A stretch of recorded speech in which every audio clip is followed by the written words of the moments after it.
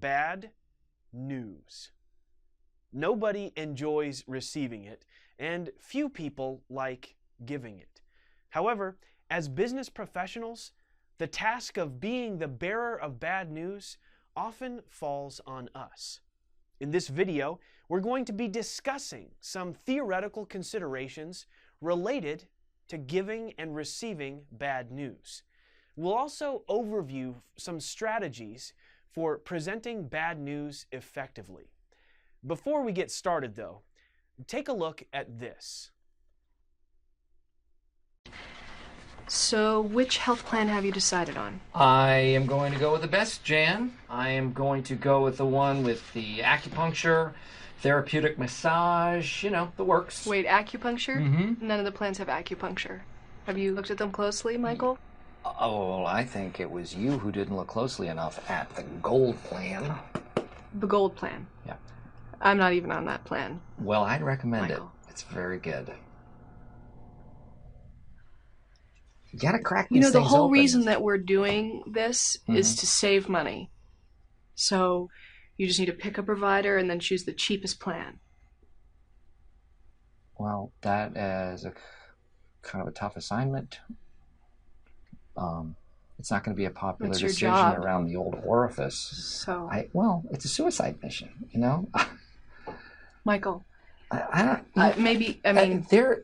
you know, sometimes a manager like yourself has to deliver the bad news to the employees. I do it all the time. Oh, yeah. When have you ever done that? I'm doing it right now. To you. If you haven't already, most of us at some point are going to find ourselves on one or the other side of the bad news table.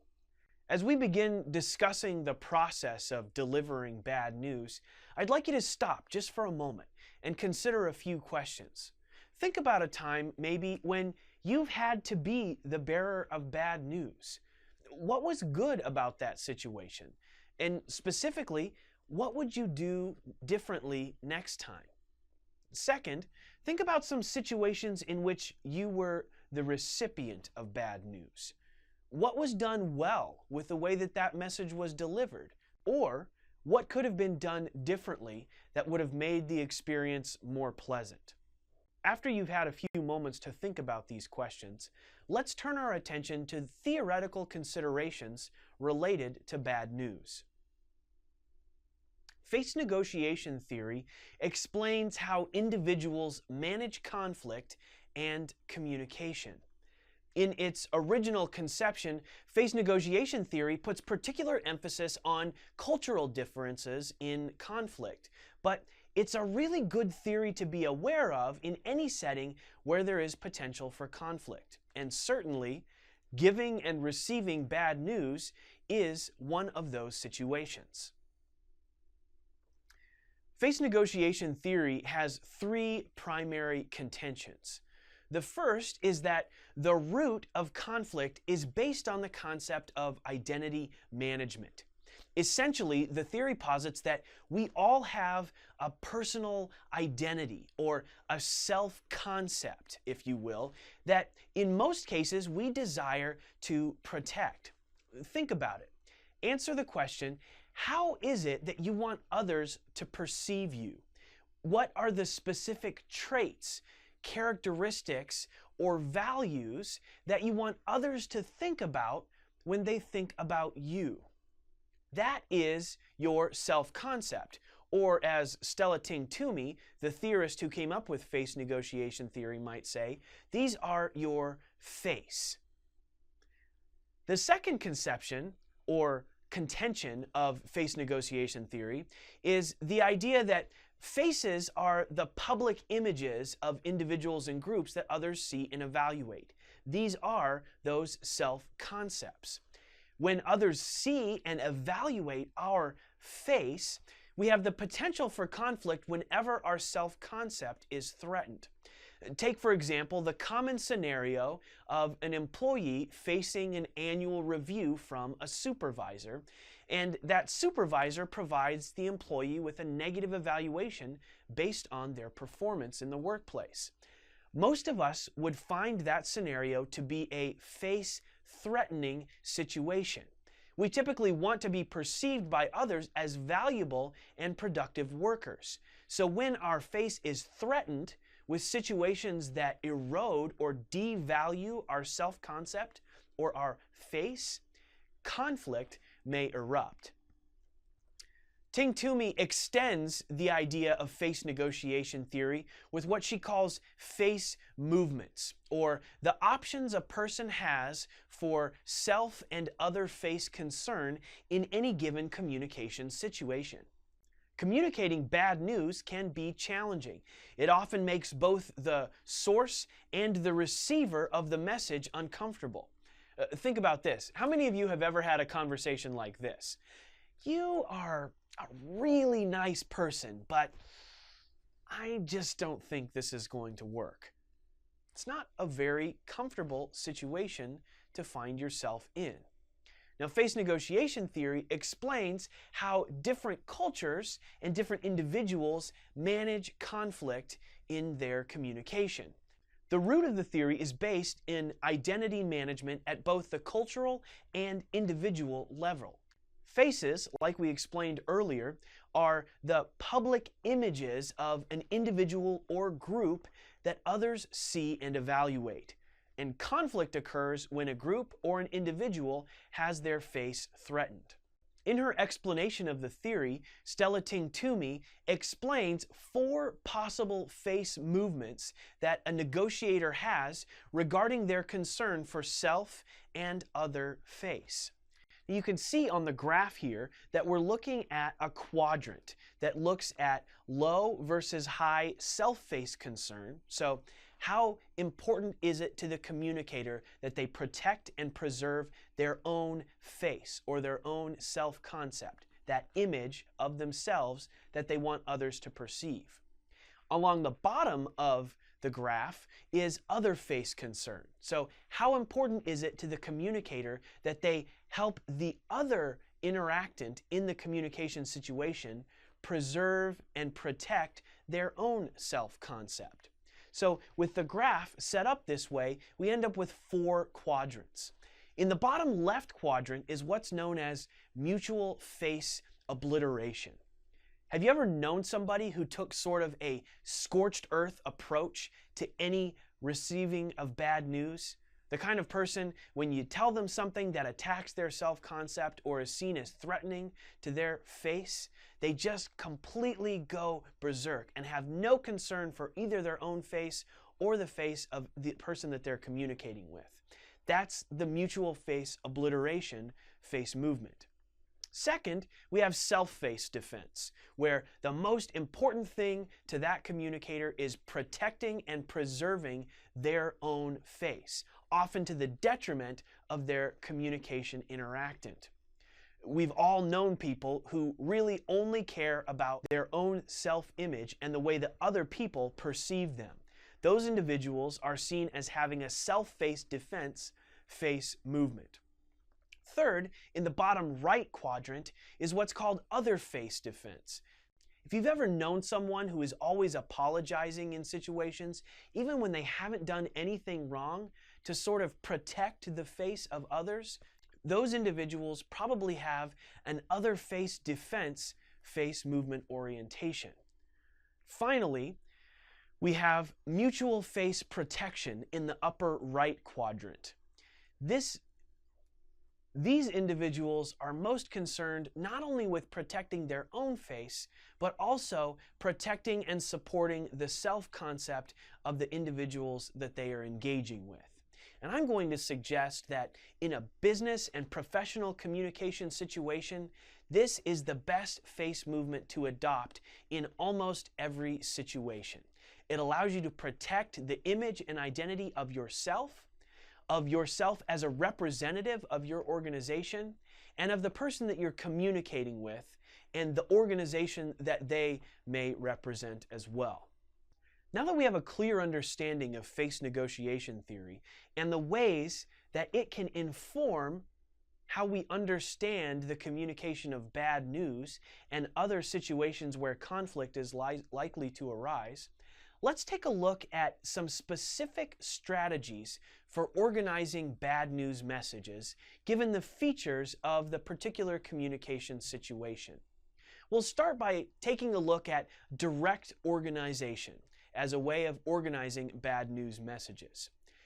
If a message is organized directly, it starts immediately with the statement of bad news.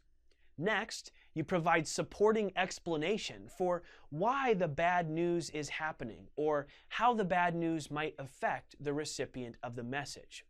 Finally, you conclude the message by trying to build and maintain goodwill with the person you are communicating with. Now, it's important to recognize the situations in which direct organization is most effective for the delivery of bad news.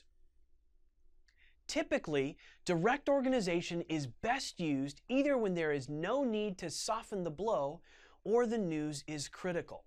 So, in scenarios where your audience is unlikely to be upset or angry, where they expect the bad news, or where they will not be surprised by the bad news, and in scenarios where the bad news is easy to explain, it's not complicated, where it's time sensitive, or is relevant to the safety of the recipient of the message, those are all situations where direct organization is important.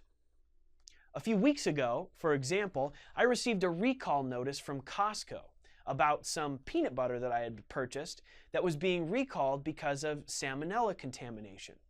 Not surprisingly, because this was information that is both time sensitive and relevant to the safety of the message recipient, this message was organized using direct organization.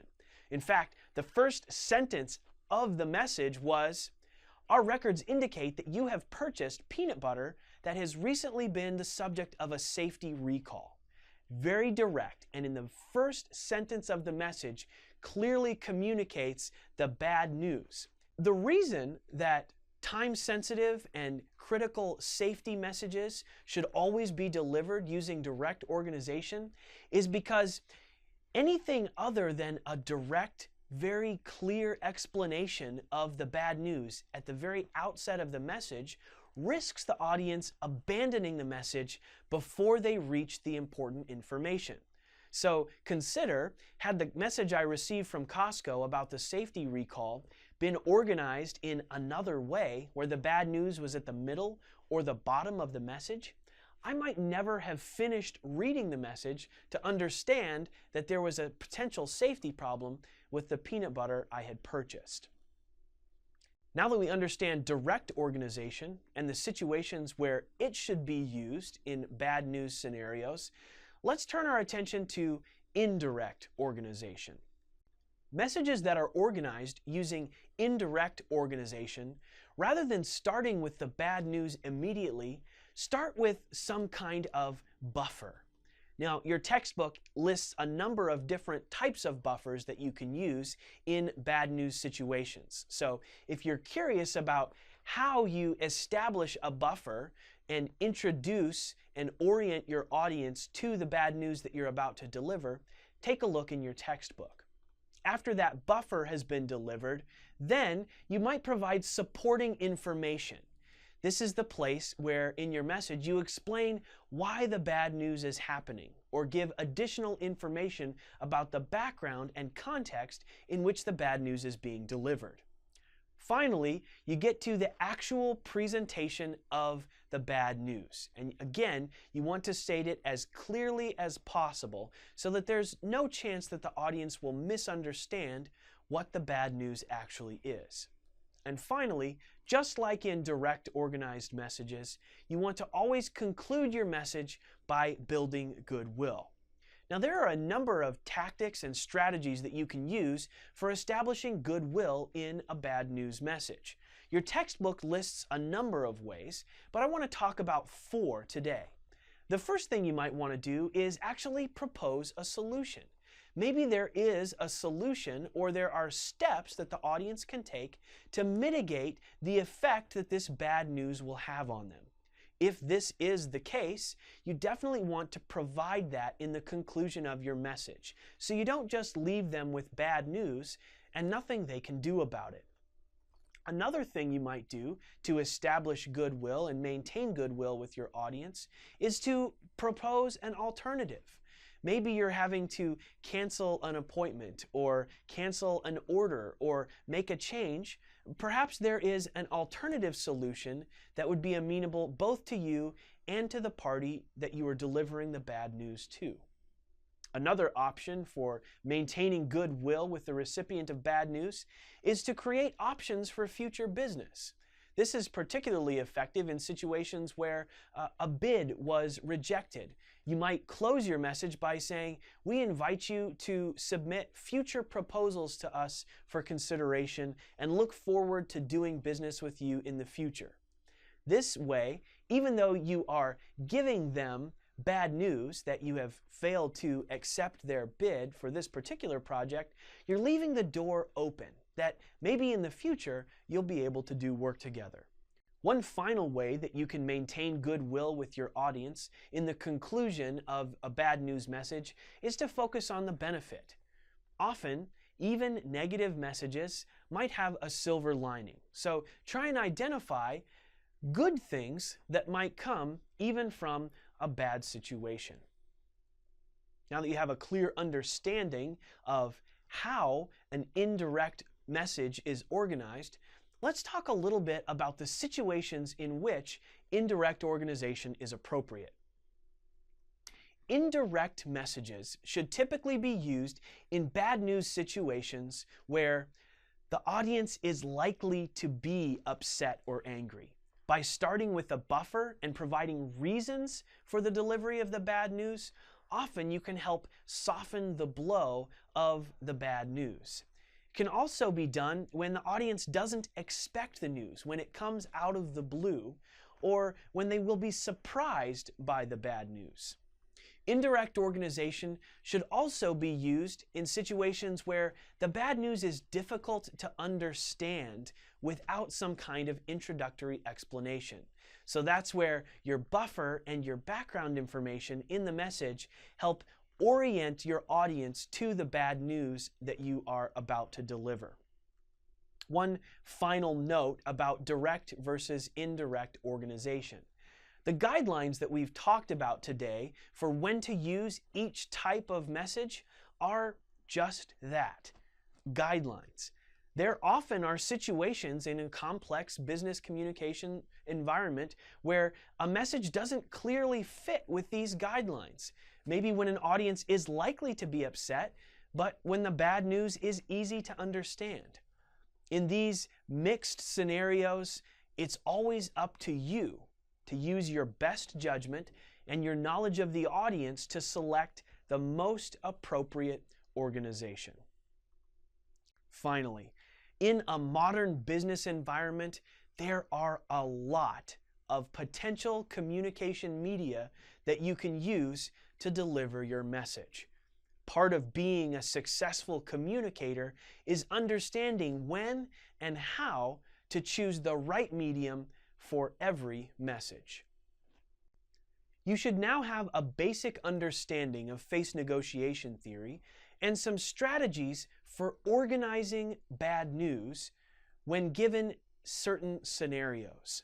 Although it would be nice to never be in a situation of having to give or receive bad news, it's always a good idea to know how to do it effectively when the time comes.